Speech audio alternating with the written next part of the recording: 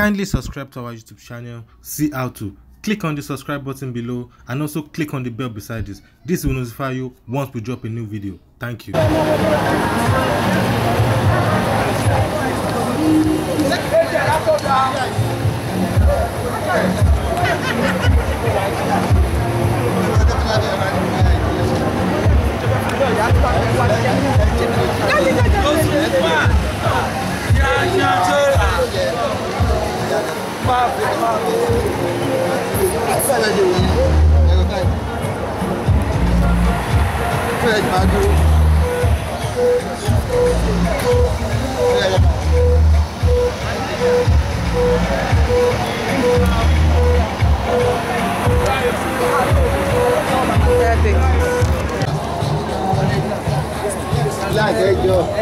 ẹjọ́ wọ́n yín yọ.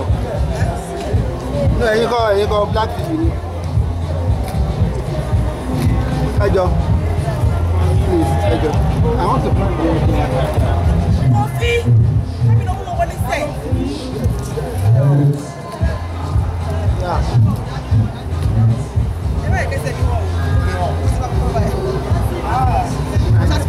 Bẹ́ẹ̀ sọ yẹn.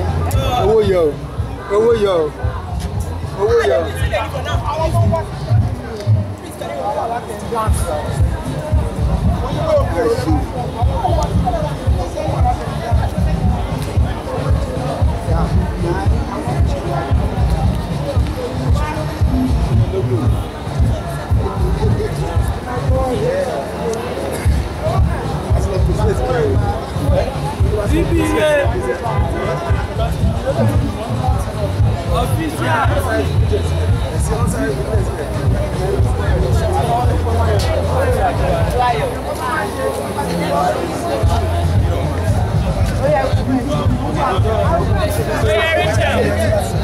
Oh yeah, you did that one. She was only calling me inside.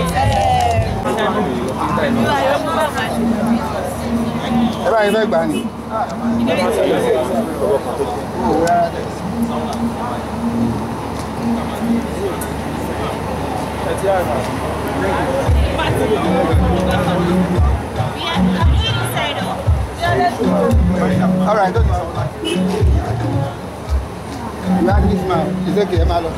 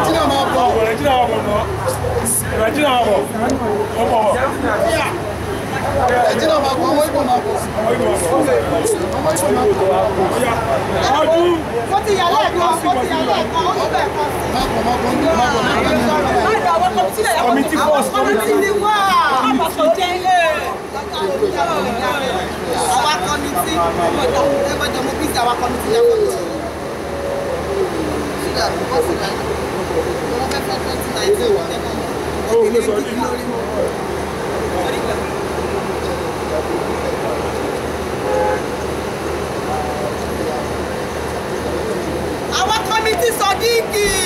Owó jẹ́ kí rí àwọn committee. Ọgbà ẹ̀kọ́ Ogun Sodiq committee. Committee ò sí committee. Òsì tó kọ ìyọ́mọ̀ fìlà ẹ̀jẹ̀ committee. Member ni ẹ̀. Ìyọ́mọ̀ fìlà ẹ̀jẹ̀ committee lọ́jọ́ pẹ̀lú. Ọya ọdún adé. Bàbá olú ti yà.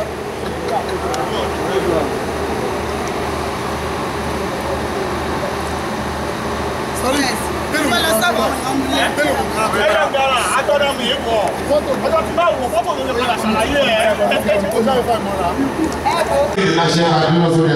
It's gonna be the national anthem.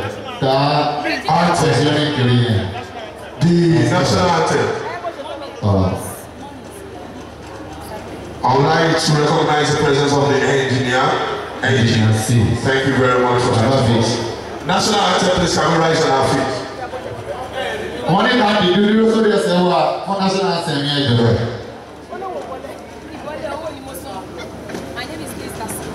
Please shall we rise for the national